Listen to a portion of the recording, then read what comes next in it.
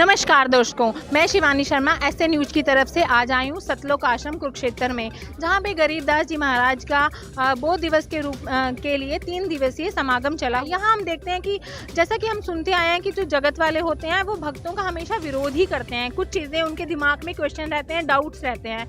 तो आज हम एक सेशन करेंगे जहाँ पे देखेंगे भक्त की जो जगत वाले हैं उनके दिमाग में ऐसे क्या क्वेश्चनिंग है, क्या डाउट है जो वो भक्तों से पूछते हैं। जी, मेरा क्वेश्चन ये है संत रामपाल जी महाराज जी के अनुयायियों से कि वो श्राद्ध के लिए मना करते हैं। संत रामपाल जी महाराज जी श्राद्ध के लिए मना करते हैं। हाँ जी, श्राद्ध के लिए हमारे गुरुजी इसलिए मना करते हैं। देखो, आपको भाई लोगों ने बार बार वही बात करी है कि हमारे गुरुजी प्रमाण सहित भक्ति बता रहे हैं। हमारे गुरुजी का मिशन ही यही है कि प्रमाण सहित भक्ति बताएंगे ना तो तभी बच्चों को, एजुकेटेड लोगों को समझ में आएगी। अब देखो, गीता जी को मानते हैं हिंदू धर्म के लोग, और गीता जी में श्राद्ध निकालने से मना किया हुआ है, पितर पूजना मना किया हुआ है। तो आप खुद ही इस बात का अंदाजा लगा सकते हैं जी। गीता जी में मना है। हाँ जी, गीता जी में मना किया हुआ है कि पितर पूजोगे तो पितर लोक में जाओगे, देवी देवता को पूजोगे तो देवलोक में जाओगे। आप मुझे ये बताइए कि ये कौन से अध्याय में लिखा हुआ है गीता जी में बोल रहे हो जो आप? गीता जी के कौन से अध्याय में लिखा है? बहन जी का मैं जवाब देना चाहूँगा। बहन ने बहुत अच्छा सवाल पूछा। इसका प्रमाण गीता जी अध्याय 9 श्लोक 25 में स्पष्ट लिखा हुआ है। जब श्री कृष्ण जी अर्जुन को कह रहे हैं कि अर्जुन, देवताओं को पूजने वाले देवताओं को प्राप्त होंगे, पितरों को पूजने वाले पितरों को प्राप्त होंगे, और भूतों को पूजने वाले भूतों को प्राप्त होंगे। तो इसका ये मेरी बहन जाके देखें एक बार अपने गीता को, अपने सदग्रंथों को, रिक्वेस्ट करूँगा मैं उनसे, और उसमें देखें कि ये वाणियाँ लिखी हैं नहीं लिखी हैं। फिर आगे फिर नए क्वेश्चन लेके आएँ, क्योंकि पढ़ा लिखा समाज है, वो भी आप चेक कर सकते हैं। एक छोटी बच्ची है, वो भी इसका आंसर देना चाह रही थी। देखते हैं कि वो क्या आंसर देती है। हाँ जी बेटे। मैं ये कहना चाहती हूँ कि जब एक बार संस्कार कराते हैं तो उसके बाद हम तिनके भी तोड़ाते हैं और ये भी बोलाते हैं कि अब आपका और हमारा रिश्ता ख़त्म है। फिर क्यों श्राद्ध निकालते हैं? फिर शास्त्रों के विरुद्ध हुआ। तो ये मनमाना आचरण है, ये करना गलत है। हमारे गुरुजी से शिव के सब गुरु ये बताते हैं कि परमात्मा निराकार है। एक संत रामपाल जी बताते हैं कि परमात्मा साकार है। कैसे? इस पे क्या बोलना चाहेंगे आप सर? हाँ जी, ये मेरी माता जी ने बहुत अच्छा सवाल पूछा, क्योंकि ये सभी तकरीबन जो जगत भाई हमारे, ये सभी कहते हैं परमात्मा निराकार है या निरंकार है। कई बार इनकी बातों में मुझे हंसी आती है कि परमात्मा वेदों में और शास्त्रों में तो साकार लिखा हुआ है, ये उसको निराकार कहते हैं। फिर मूर्ति बना के उसकी पूजा भी करते हैं। मैं ये कई बार हंसी आती है। अब देखिए, गुरु ग्रंथ साहब में, मैं गुरु ग्रंथ साहब की यहाँ वाणी को कोट करूँगा कि गुरु ग्रंथ साहब पेज नंबर 1257, मेरे भाई ध्यान से सुने इसको, उस पर स्पष्ट बोल रहे हैं नानक साहब जी कि निरंकार आकार है, आप पे आप बरम बुलावे। नानक साहब जी बाणी बोलते हैं कि बागे कापड़ बोले बैण, लंबा नक ते काले नैन, कबू साहिब देखा पैन। गुरु ग्रंथ साहब की वाणी आती है पेज नंबर 567, उस पे भी गुरु नानक देव जी ने अपनी वाणी में उसको क्लियर किया है कि बड्डा साहिब आप है अलग कपारा, तेरे बंके लोवण दंतर साला। उस पेज नंबर पे तो गुरु नानक देव जी ने परमात्मा की आंखें कैसी हैं, उसकी नाक कैसी है, उसके बाल कैसे हैं, उसकी काया कैसी है, उसमें स्पष्ट लिखा हुआ है। आप जाएं और उसको भी देखें एक बार खंगाल के कि गुरु ग्रंथ साहब क्या कह रहा है। परमात्मा सह शरीर साकार है। कुरान शरीफ में भी स्पष्ट लिखा हुआ है कि जिस अल्लाह ने 6 दिन में सारी सृष्टि रची और 7वें दिन तख्त पर जा विराजा। मैं जानना हाँ जी, हाँ चाहूँगा कि आपसे पूछना क्वेश्चन है मेरा कि मूर्ति पूजा तो आप लोग भी करते हो, आप भी प्रणाम करते हो। मैंने देखा है कि आप जैसे कई बार प्रणाम करते हो, दंडवत प्रणाम करते हो, तो ऐसा क्यों? उस बारे में आप क्या कहेंगे? इसका जवाब देना चाहूँगा। देखिए, दंडवत प्रणाम करना और मूर्ति पूजा करना दोनों में अंतर है। जैसे कि गीता जी में अध्याय में कृष्ण जी अर्जुन जी को कहते हैं कि तुम उस तत्वदर्शी संत की शरण में जाओ और उनको दंडवत प्रणाम करके निष्भाव करके, मतलब कि अपने सब जो मन को साफ करके उसकी शरण में जाओगे जब तुम, तो वो तुम्हारे सारे पापों को नाश कर देगा। और जो मूर्ति पूजा होती है वो एक तरह से बिल्कुल डिफरेंट हो गई है, जो कि हर एक वेदों में, हर एक शास्त्र में, कुरान शरीफ में तक में भी मना कर रखा है कि हमें जो पत्थर की मूर्ति उसको पूजा नहीं करनी है। और पर फिर भी वो भी भाई जो मुसलमान भाई हैं वो भी कर रहे हैं और हिंदू भाई भी कर रहे हैं यही चीज़, क्योंकि उनको जो है अपने ही शास्त्रों का ज्ञान नहीं है। और ज्ञान क्यों नहीं है? क्योंकि उन्होंने सिर्फ ये सोचा जो हमारे पूर्वज करते आए हैं वो ही सही है। उन्होंने कभी अपने धर्म ग्रंथ खोल के ही नहीं देखे, जबकि उस समय क्या था कि वो एजुकेटेड नहीं थे, तो इसीलिए उन्होंने जो लोगों की सुनी सुनाई जो है अपनी अप्लाई करी। बट जो आज के टाइम यूथ है वो अपने स्टडी कर सकता है कि हमारे जो सदग्रंथ हैं वो क्या प्रमाण दे रहे हैं। जैसे गुरुजी भी बहुत जगह बताते हैं कि जो पत्थर पूजा करते हैं, जैसे कबीर साहिब जी की वाणी है कि पत्थर पूजे हरि मिले, तो मैं पूजूं पहाड़ भी, क्योंकि पत्थर तो छोटा हो गया, पहाड़ बड़ा हो गया।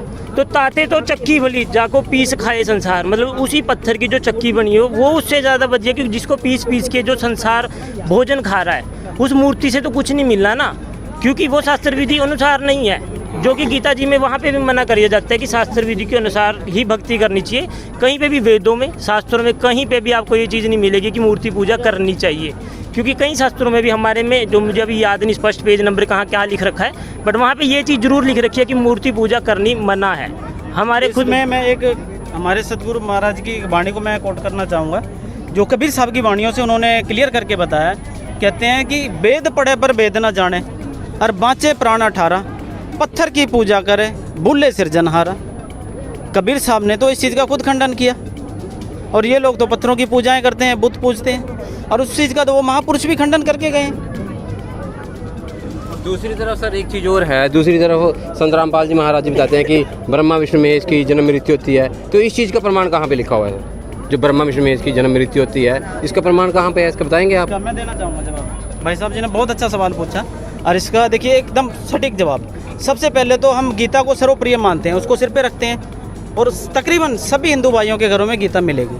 अब मेरे भाई को मैं जवाब देना चाहूँगा कि गीता जी अध्याय 14 श्लोक 3, 4, 5 उसमें स्पष्ट लिखा हुआ है भाई इनका जन्म होता है। देवी भागवत पुराण 3रा स्कंद पेज नंबर 123 उस पर स्पष्ट लिखा हुआ था कि मैं ब्रह्मा और शंकर हम तीनों आपकी कृपा से विद्यमान हैं, मतलब जो कुछ हम कर रहे हैं वो आपकी कृपा से कर रहे हैं। हम तीनों का तो आविर्भाव, वहाँ पे संस्कृत लफ्ज़ का यूज़ किया हुआ है कि हम तीनों का तो आविर्भाव मैंने जन्म और तिरोभाव मैंने मृत्यु, कि हम तीनों का तो आविर्भाव और तिरोभाव हुआ करता है। तुम ही जगत जननी प्राकृति और सनातनी देवी हो। उसके बाद शंकर जी का उसी पे एक प्रकरण आता है कि ब्रह्मा जी और विष्णु जी आपसे ही प्रकट हुए, तो उनके बाद उत्पन्न होने वाला मैं शंकर, क्या तुम्हारी संतान नहीं हुआ? अर्थात मुझे भी उत्पन्न करने वाली तुम ही हो। तो इसका स्पष्ट प्रमाण करिए, हमारी गीता जी इसका प्रमाण दे रही है, हमारे पुराण देवी भागवत पुराण इसका प्रमाण दे रही है कि उसमें ये तीनों ब्रह्मा विष्णु नासवान है, इनकी जन्म और मृत्यु होती है। मैं भी इसका जवाब देना चाहूँगा। संत रामपाल जी महाराज जो हैं वो लड़कियों के लिए ऐसे बोलते हैं कि उनको शॉर्ट टॉप या जींस नहीं पहनना चाहिए। क्या इस कपड़ों से संत रामपाल जी महाराज का क्या लेना देना है? रामपाल जी महाराज इसीलिए कहते हैं कि शॉर्ट कपड़े जींस नहीं पहननी चाहिए, क्योंकि ये कोई सभ्य पहनावा नहीं है, ये तो असभ्य दिखते हैं इसमें लोग।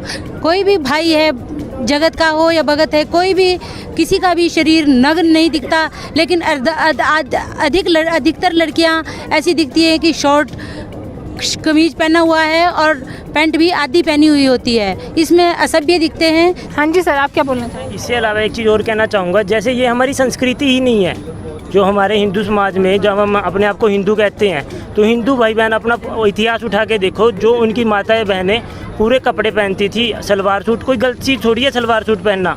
आजकल की ये वेस्टर्न कल्चर, जो मूवीज़ को देख के जो आजकल के बच्चे भाई बहन जो इस चीज़ को फॉलो करने लगे, वेस्टर्न ट्रेंड को, ये चीज़ गलत है, क्योंकि ये कुरीति है समाज में।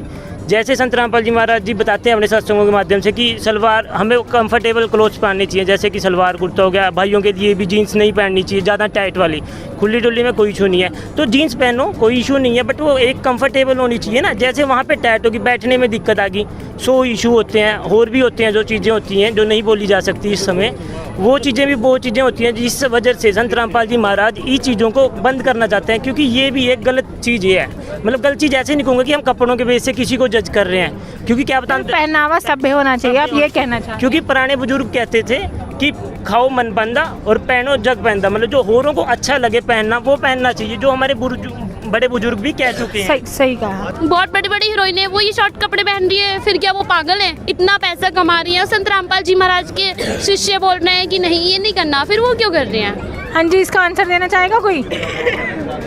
जो पहले समय के जो सभ्य परिवार होते थे ना, जैसे राजा रानी, वो पूरे ऊपर से लेकर नीचे तक पूरे वस्त्र में रहते थे। उन्होंने कभी ये जो है अलग बहनों का काम हुआ करता था पहले के टाइम में, जो इस तरीके के कपड़े पे डालते थे, क्योंकि उनका जो कार्य था सिर्फ वो दूसरों का मन बहाना था, ये नहीं था कि ये हमारे अच्छे घर की बहन बेटियों का काम नहीं था।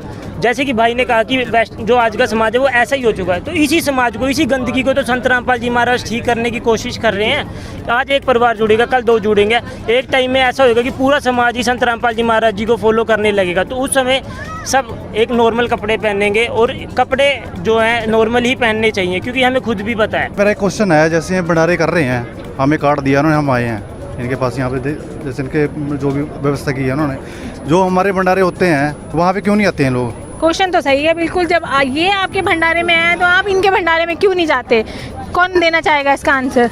जैसे हमारे गुरुजी बताते हैं कि जो भंडारे होते हैं वो एक, जो हम भंडारा करते हैं ना, उससे हमारे पाप भी कम होते हैं। पाप काटने के लिए भंडारे जो है चलाए जाते थे पहले, जो गुरु नानक देव जी ने भी अपने वहाँ चलाए हैं। तो जैसे हमारे जो संत रामपाल जी महाराज है, यहाँ पे 500 यज्ञ होते हैं गीता जी के अनुसार, यहाँ पे साधना होती है शास्त्रों के अनुसार, उस शास्त्रों विधि के अनुसार यहाँ पे भंडारे भी किए जाते हैं, जो कि जिस भंडारे को खाने से हमें पाप नहीं लगेगा, जबकि हमें पुण्य लगेगा उसी भंडारे को खाने से। और इसी तरीके से अगर हम किसी और जहाँ पे शास्त्र विधि को छोड़कर मनमाना आचरण हो रहा है, जैसे कि गीता जी में भी कह रखा है कि मनमाना आचरण करने वाले को ना तो सिद्धि होती, ना सुख होता, ना कुछ भी नहीं होता, गीता जी में सरेआम मना कर रखा है। तो इसी तरीके से संत रामपाल जी महाराज जी के आश्रमों के अलावा कहीं पे भी शास्त्र विधि अनुसार साधना नहीं हो रही। इसीलिए जो हमारे संत रामपाल जी महाराज है वो वहाँ का अन्न खाने से भी इसीलिए मना करते हैं, क्योंकि उस अन्न को खाने से हमें पुण्य नहीं लगेगा, पाप ही लगेगा, जो कि गीता जी के अनुसार भी है। क्योंकि उसमें भी लिख रखा है, शास्त्र विधि को त्याग कर जो मनमाना आचरण करते हैं उनको ना तो सुख होता है, ना सिद्धि होती है, ना ही परम धाम जो है उनको मिलता है, गति होती है। इसी कारण से जो संत रामपाल जी महाराज अपने जो आश्रम में बुला रहे हैं, वो इन जगत भाइयों के लिए बहुत परोपकार कर रहे हैं, जिससे वो भाई यहाँ पे भंडारा करके उनके जो कुछ पापों का जो उनके ऊपर है बोझ, वो कम हो सके।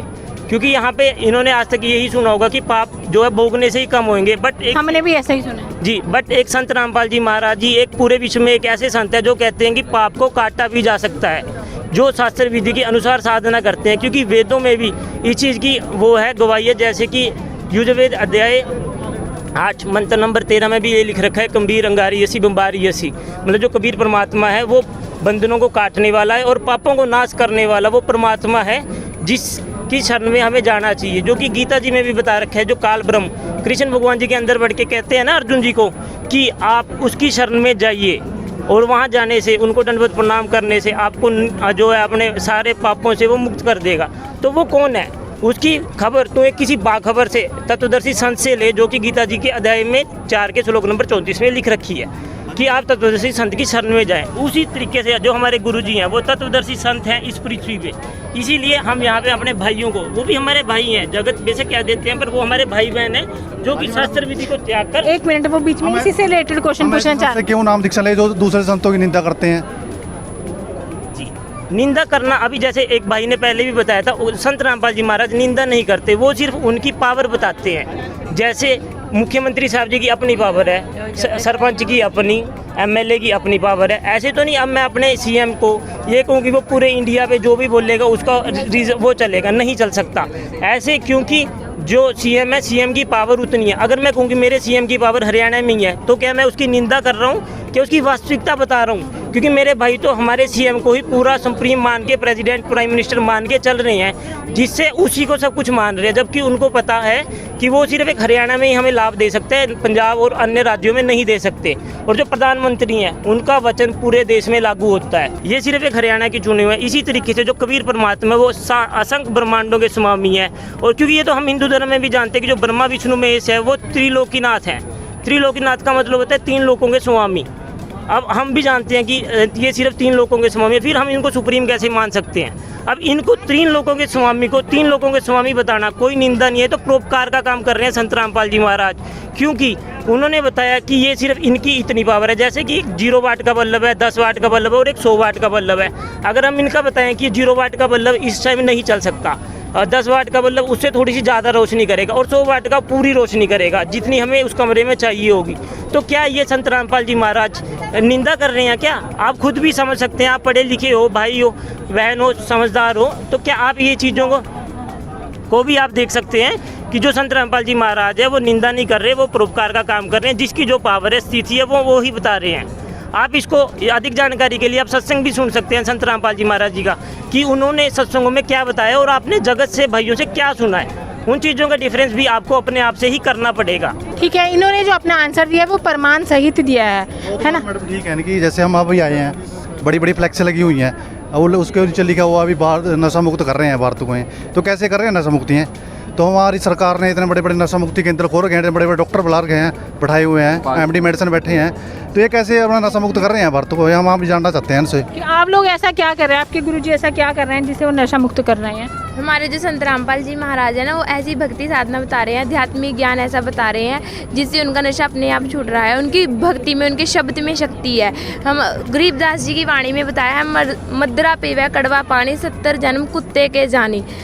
इसलिए हमारे जो भक्त हैं इस वाणी को सुन के, इस ज्ञान को सुन के वो अपने आप ही नशा छोड़ देते हैं, क्योंकि अगर एक गिलास में एक चिलम वो नशा करते हैं तो उससे वो 70 जन्म कुत्ते के पड़ते हैं। तो इसलिए तो हम भक्ति कर लेंगे और हमारा कल्याण हो जाएगा, वही अच्छा है ना। तो आप क्या कहना चाहेंगे मैम इस पे? मैं भी यही कहना चाहूँगी जी कि हमारे गुरुजी ऐसी सतभक्ति बता रहे हैं जिसे करने से, देखो जेंट्स लोग वही बताते हैं, लेडीज़ तो बता नहीं सकती जी। जो गुरुजी के भक्त बन चुके वो बताते हैं कि जी ऑटोमेटिक अपने आप ही कच्चा दिल होना लग जाता है उन नशा करने से, अपने आप ही उनका मन पीछे हट जाता है। कुछ मेडिसिन वगैरह भी देते हैं क्या वो साथ में? मेडिसिन तो बिल्कुल नहीं जी, सतभक्ति ही बता रहे हैं। और देखो एक और आपको बात पता होगी कि सरकार ने भी जोर लगा लिया, जैसे सरकार नशा मुक्ति केंद्र खोल रही है, लेकिन उनसे बल्कि और बढ़ रहा है। हम भी आते जाते कहीं भी जाते हैं, देखते हैं कि जवान बच्चे सड़कों पे लेटे होते हैं, जो मतलब नशा करके। आजकल तो ऐसा गंदा नशा चल गया है कि बच्चों को भी नहीं पता होता कि ये क्या चीज़ है। और इसलिए जी हम तो हाथ जोड़ के यही सबको प्रार्थना करेंगे जगत वाले भाई बहनों से कि हमारे गुरुजी का सबसे पहले तो जी ज्ञान सुनो, और एक गुरुजी की ज्ञान गंगा बुक है वो पढ़ो। ज्ञान गंगा बुक पढ़ने के बाद रात को साधना चैनल पे 7:30 बजे सत्संग चलती है। उस टाइम भाई लोग भी फ्री होते हैं और लेडीज़ भी फ्री होती है। गुरुजी का हर ज्ञान के बारे में सुनो। ये नहीं कि आपने उनकी किसी भी बात को सुन लिया जी, आपने सोच लिया कि नहीं ये बात तो ठीक नहीं बता रहे, हम नहीं सुनते। अब हमें देखो जी, हम भी एजुकेटेड हैं, हमें 20 साल हो गए गुरुजी की शरण में लगे हुए हैं। हमें हर वो सुख मिल रहे हैं कि जिसका हम अंदाज़ा भी नहीं लगा सकते। इसलिए हमारे गुरुजी पूरा जोर लगा रहे हैं कि हर बच्चा भक्ति करे, हर बच्चे को ये पता लगे कि हमारे पूर्ण परमात्मा कौन है।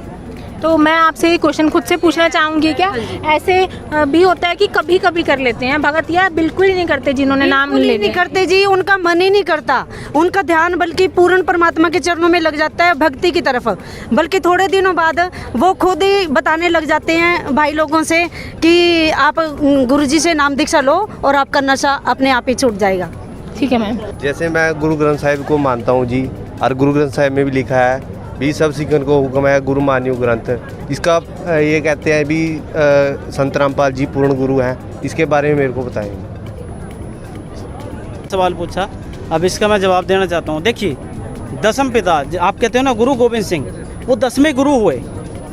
वो स्पष्ट करके गए कि आज्ञा पाई अकाल की तबे चलायो पंथ, सब सिखन को हुक्म है गुरु मान्यो ग्रंथ। अब ग्रंथ साहब क्या है? एक हमारी सिलेबस बुक है, उसके अकॉर्डिंग हमने चलना है, ना कि उसको गुरु मानना है। वो कैसे, उसका भी एक आपको उदाहरण देते हैं कि जैसे कोई स्टूडेंट स्कूल में जा रहा है तो उसको बुकें दी जाती हैं, जो उसका सिलेबस है बुक से ही आता है। अगर वो बुक को वहाँ रख के और उसके आगे हाथ जोड़ के खड़ा हो जाए तो क्या वो बुक उसको शिक्षा दे रही है? उसके लिए टीचर चाहिए ना, और टीचर भी पूरा होना चाहिए, उसके लिए टीचर भी पूरा चाहिए ना, जो उस सिलेबस को आपको क्लियर करके बताए। और कहते हैं कि नीम हकीम खतरा है जान। कोई आधा अधूरा गुरु अगर आपको उसके बारे में कुछ बताता है तो वो अट्टा सट्टा लगाएगा अपना, उल्टा सीधा जो भी उसको समझ आया। तो उसको पढ़ने के लिए भी पूर्ण गुरु चाहिए। गुरु ग्रंथ साहब गलत नहीं, हम उसको गलत नहीं कह रहे, उसमें जो कुछ लिखा है एक एक लफ्ज़ साफ साफ लिखा है, क्योंकि उसमें परमात्मा की महिमा गाई हुई है, 10 गुरुओं की महिमा है उसमें। तो गुरु ग्रंथ साहब क्या कह रहा है, हमें उसके अकॉर्डिंग चलना चाहिए, ना कि हमें उनको फॉलो करना चाहिए। ठीक है सर, सेटिस्फाई हैं आप इस आंसर से? जी, मेरा क्वेश्चन एक और है। जैसे संत रामपाल जी को पूर्ण परमात्मा बताते हैं, वो जेल से बाहर क्यों नहीं आ जाते? जेल में क्यों? आपके गुरुजी जेल में हैं, जेल भगवान है तो जेल में क्यों है? ये भगवान मानते ना, वो तो है हमारे लिए, तो इंसान ही है वो। ये जेल से क्यों नहीं बाहर आ जाते वो? जेल से क्यों नहीं बाहर आ रहे हैं आपके गुरुजी? वो ये पूछना चाह रहे हैं कि अगर ये भगवान है तो बाहर क्यों नहीं आना चाह रहे? पहले छोटे बच्चे से जानने की कोशिश करेंगे। हाँ जी। देखो, कृष्ण जी भी जेल में पैदा हुए थे, गुरु नानक देव जी भी जेल में गए थे, ऐसे कई थे जो जेल में गए थे, लेकिन बाद में उनकी पूजा ही हुई है जहाँ तक हमने देखा है। उनको याद करके रोते हैं। ऐसे ही संत रामपाल जी महाराज हैं जो जेल में आज हैं, वो अपनी लीला कर रहे हैं, लेकिन एंड में जो रिज़ल्ट निकलेगा वो बहुत ही ज़्यादा अच्छा होगा। और परमात्मा हमारे बताते हैं कि आप बाद में बच्चों मुझे याद करके रोओगे, बहुत याद करोगे। और अभी हमें समझना बहुत ज़रूरी है संत रामपाल जी को, जो कि अभी सबसे बड़ी भूल कर रही है। ये जगत वाले सबसे बड़ी भूल कर रहे हैं जो यहाँ पे नहीं आ रहे। संत रामपाल जी के अनुयायियों से कि वो जैसे हम मंदिरों में जाते हैं, तीर्थों पे जाते हैं, वहाँ से हम प्रसाद लेके आते हैं, वो प्रसाद खाने के लिए मना करते हैं, हमसे प्रसाद नहीं लेते। आपके गुरुजी मना करते हैं? ऐसा क्यों है कि प्रसाद लेने के लिए मना करते हैं? मैं इसका जवाब देना चाहूँगा। मेरी बहन ने बहुत अच्छा सवाल पूछा और इसका मैं सीधा से देखो सीधे लफ्ज़ों में जवाब देना चाहूँगा, क्योंकि आजकल सभी पढ़ा लिखा समाज है और इस बात को नोटिस भी कर सकता है और इन वाणियों को चेक भी कर सकता है। देखो, गीता जी अध्याय 16 श्लोक 22 और 23 में स्पष्ट कहा है कि शास्त्र विधि को त्याग कर जो मनमाना आचरण करता है, मनमानी पूजाएं करता है, वो एकदम गलत है, उसका कोई यूज़ है ही नहीं। तो वो प्रसाद हम कैसे लें? कहते हैं कि 100 वर्ष सतगुरु की सेवा और एक दिन अनुपासी, वो अपराधी आत्मा फिर पड़े काल की फांसी। तो हम ऐसे पाप में क्यों डूबें? अब मैं अपनी बहन से जवाब देना चाहूँगा कि आप इसका जवाब दीजिए कि शास्त्रों में तो उस चीज़ के लिए मना किया है, फिर आप क्यों करते हो? और फिर इतनी एक बात हो रहा है सर, इतनी बाउंडेशन है, बाकी और धार्मिक गुरुओं की इतनी बाउंडेशन नहीं है। दूसरा शादी में चलो मना कर रहे हैं करने से, कोई नाचना गाना नहीं करना, मृत्यु भोज में जैसे मना कर देते हैं। अब जैसे एक ये यूथ जनरेशन है, कहते जी आपने सिनेमा हॉल नहीं जाना, पिक्चर नहीं देखनी, मूवी नहीं देखनी, तो ये चीज़ें कहाँ तक, कैसे बंदा मतलब सर्वाइव करेगा, कैसे अपना टाइम पास करेगा वो? जी, आपका सवाल तो अच्छा है। इसका जवाब ऐसे रहेगा कि क्या आज की कोई मूवीज़ क्या फैमिली के साथ देखने लायक रही है? क्या आप बता सकते हैं कि कोई हॉलीवुड बॉलीवुड की जो मूवीज़ है क्या हम अपने परिवार के साथ बैठ के देख सकते हैं? नहीं देख सकते, क्योंकि उसके अंदर नारी बकवाद है। ये सब आप भी मानते हैं, हम सब भी मानते हैं, वो सिर्फ एक इंटरटेनमेंट पर्पस था कभी, बट आज के टाइम में वो सिर्फ एक बकवास हो चुकी है। एक जो सिनेमा ने एक ऐसा ड्रामा पेश किया हुआ है हमारे सामने, जिससे हम सही दिशा में ना चल के और सब भी गलत दिशा में चल रहे हैं, उसको फॉलो कर रहे हैं। हाँ जी मैम, आप कुछ बोलना चाह रहे थे? हाँ जी, मैं इन भाई साहब से ये पूछना चाहूँगी कि ये भाई साहब मुझे ये बता दें कि सिनेमा देखने से कौन सी तरक्की हुई है बच्चों की? सीधी सी बात है जी। देखो, अब हमारे बच्चे हैं, हमारे बच्चे भी जवान हैं। बेटा मेरा कनाडा में है, बेटी मेरी चंडीगढ़ यूनिवर्सिटी में पढ़ती है जी। वो बच्चे नाटक नहीं देखते, फिल्में नहीं देखते, उनको सिर्फ गुरुजी की आज्ञा में चलना है। वो भक्ति कर रहे हैं बच्चे और तरक्की कर रहे हैं। अब आप ही लोग समझदार होकर ये बात बताओ कि सिनेमा देखने से बच्चे कौन सी तरक्की कर रहे हैं? मैं ये बोल रही हूँ कि इससे टाइम वेस्ट ही होता है बच्चों का, हमें कुछ हासिल तो होता नहीं है। या तो हम तब देखें, या तो हमें उससे कुछ देखने से कुछ पैसे वगैरह कुछ मिलता हो, तब तो हमारा है भी। ऐसे तो टाइम वेस्ट ही है, कुछ और कर सकते हैं, भक्ति कर सकते हैं या स्टडी पे फोकस कर सकते हैं, और भी बहुत सारे काम होते हैं। दर्शकों, जैसा कि हमने देखा है कि हमारे साथ जगत और भगत दोनों तरह के यहाँ पे लोग थे। तो जितने भी जगत के क्वेश्चन थे, डाउट्स थे, वो जो संत रामपाल जी महाराज के अनुयायी हैं उन्होंने बहुत अच्छे से उनके जो डाउट्स हैं वो क्लियर करे हैं। इसी के साथ मैं अपनी वाणी को विराम देना चाहूँगी। धन्यवाद।